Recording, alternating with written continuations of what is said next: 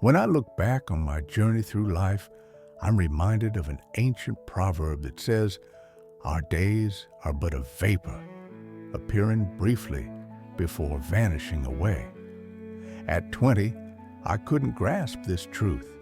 The road ahead seemed endless then, stretching beyond any horizon I could imagine. Now, looking back from where I stand today, I understand. Those years passed in what feels like the blink of an eye. I wish I could help younger generations truly understand how quickly life unfolds. They smile politely when we tell them, but understanding comes only with experience. One day, they too will wonder where the decades went. Time is the great equalizer. Each of us receives exactly the same allocation, 1,440 minutes every day, 168 hours each week. Not 1 minute more, not one less. Yet how differently we spend this precious currency. Modern medicine has extended lifespans, but interestingly, we still hover around that biblical 70 years. Some are blessed with more, others with less, but thinking of life in these finite terms brings clarity. Have you ever paused to consider that this one life we're given, this brief flicker of existence, is all we have to work with? The realization can be both sobering and liberating. In my younger years, I was constantly postponing happiness, always waiting for the right moment, the perfect circumstances. When I get that promotion, I think, when the children are older, when I retire, always waiting for a future that was never guaranteed. If I could offer one piece of wisdom from my journey, it would be this: now is the accepted time. Not tomorrow, not next week, not someday. Now. That class you've always wanted to take, register today. That book collecting dust on your shelf, open it tonight. That family member you've been meaning to call, pick up the phone this afternoon. That letter you've been composing in your head, put pen to paper this very hour. That charity you've intended to support, make your contribution now. That conversation you've been avoiding, have it before the sun sets. Each tick of the clock whispers now to those with ears to hear. Tomorrow remains perpetually out of reach, and yesterday cannot be reclaimed. I remember a dear friend who always talked about traveling after retirement. She had elaborate plans: Paris in spring, New England in autumn, Christmas markets in Vienna. She saved diligently, planned meticulously, and passed away 3 months before her retirement date. Her travel fund went to her children, but her dreams went to the grave. This isn't meant to depress you, but to awaken you. Time waits for no one, and its warnings should not be ignored. Time is simply too precious for indecision or procrastination. We cannot afford to stand at life's crossroads indefinitely, weighing options while moments slip away. I once read a beautiful metaphor that has stayed with me. Each morning, we are each given 86,400 seconds to spend as we choose. No saving for tomorrow, no borrowing from yesterday. What we don't use, we lose forever. In my professional life, I worked with numbers and learned about compound interest, how small, consistent investments grow exponentially over time. Our daily choices work the same way. A few minutes of connection with loved ones each day compounds into a lifetime of meaningful relationships. A few minutes of learning compounds into wisdom. A few minutes of kindness compounds into a legacy. Looking back, I realize that some of my greatest regrets aren't about things I did, but about things I postponed until it was too late.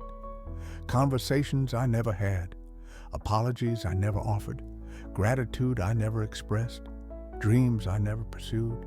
The quality of our lives isn't measured in years, but in moments, in the depth of our connections, the sincerity of our actions, the impact of our presence. Jesus of Nazareth lived just 33 years, yet his influence spans millennia. At the end, he simply said, "I have finished the work you gave me to do." What beautiful words, not "I needed more time," or "if only I had another chance," but a quiet confidence that his purpose had been fulfilled. Whether you have another day or another decade doesn't matter as much as what you do with the hours before you now. Will you be able to say, when your time comes, that you finished your work, that you fulfilled your purpose, that you gave what you came to give? I've noticed something interesting in my later years. Those who live with the most peace and satisfaction aren't necessarily those who accomplished the most or accumulated the most. They're the ones who were present for their own lives, who showed up fully for both joy and sorrow, who didn't postpone living until some future date. I remember a woman in my community who lived to be 103. When asked her secret, she said, "I never waste a day wondering if I'm happy. I just live each day as it comes, and happiness finds me." There was profound wisdom in her simplicity. Another lesson I've learned is the importance of investing in what transcends our brief lives. When we dedicate ourselves to something larger than ourselves, whether faith, family, community, or causes we believe in, we participate in continuity. Our individual lives may end, but our influence flows onward. If all of us dedicated even a tenth of our time to serving others as some dedicate to accumulating wealth, imagine how our world might transform. If we filled our minds with wisdom rather than worries, our hearts with gratitude rather than grievances, our days with purpose rather than pastimes, how differently we might view the swift passage of years. In my own journey, I've found comfort and direction in spiritual wisdom. The ancient texts remind us to number our days that we may gain a heart of wisdom. Understanding our finite nature doesn't diminish life, but enhances it, like a sunset that grows more beautiful as it approaches the horizon. As I've grown older, I've learned to distinguish between urgency and importance. Not everything demanding immediate attention deserves it. Learning to prioritize what truly matters has been one of the great gifts of aging. I wish I had understood earlier that time is not just about duration, but about depth. A moment of genuine connection can contain more life than months of superficial activity. A day lived with intention outweighs a year of mere existence. So I offer these reflections not as one who has mastered time, but as a fellow traveler who has both squandered and savored it. I've rushed through precious moments and lingered in painful ones. I've checked my watch impatiently and lost track of hours in meaningful work. I've counted days anxiously and lost count in seasons of contentment. If you're listening to these words, you still have time. Perhaps not as much as you once did, but enough. Enough to forgive that person you've resented. Enough to express love you've withheld. Enough to begin something meaningful. Enough to end something harmful. Enough to laugh with an old friend. Enough to make peace with your past. Enough to plant seeds for a future you may not see. The great paradox is that by acknowledging our limited time, we often find freedom to live more fully within it.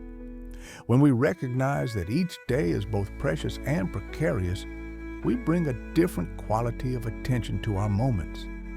So I encourage you, whoever you are, whatever your age, whatever your circumstances, embrace the gift of today, not with anxious grasping, but with peaceful presence, not with frantic activity, but with meaningful engagement. May you realize the brevity and preciousness of time. May you invest your moments wisely, not just in what benefits you, but in what outlasts you. And when your days reach their completion, may you look back without regret, knowing you lived fully in the time you were given. Because in the end, it's not about having enough time.